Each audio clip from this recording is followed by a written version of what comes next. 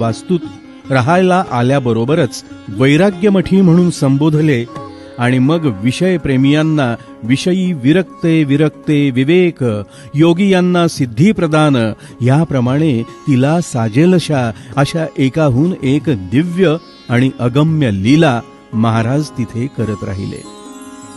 असेच आणखी परत एकदा एक हिमाचलवासी मदनापरी सतेज कांतीने भूषविलेला जटाधारी मौन वृत्तीत निमग्न असलेला विवेकयोगी जगदंबा महालक्ष्मीचे दर्शन घेऊन महाराजांचे दर्शन घेण्यासाठी वैराग्यमठीत येऊन दाखल झाला.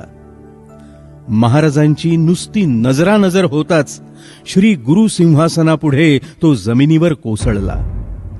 प्रहर 2 प्रहर झाले असतील. आता उठेल, नंतर उठेल, श्री गुरूंशी काहीतरी मनोगत बोलेल अशा विचारात महाराजांची सेवक मंडळी होती.